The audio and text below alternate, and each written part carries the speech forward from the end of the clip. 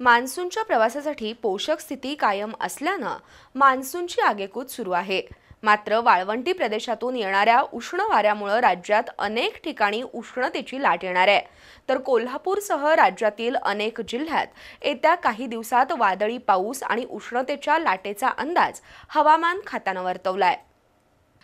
मान्सूननं बंगालचा उपसागर आणि ईशान्य बंगालच्या उपसागराच्या दिशेनं वाटचाल सुरू ठेवली आहे। मान्सूनच्या प्रवासासाठी पोषक स्थिती कायम असल्यानं पुढील 24 तासात मान्सून आणखी पुढे सरकण्याची शक्यता आहे।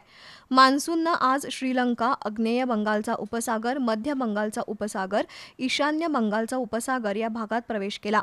पुढील 24 तासांमध्ये श्रीलंकेचा आणखी काही भाग, आग्नेय बंगालचा उपसागर, मध्य बंगालचा उपसागर आणि ईशान्य बंगालचा उपसागर या भागात आगेकूच करण्याचा अंदाज हवामान विभागानं वर्तवलाय।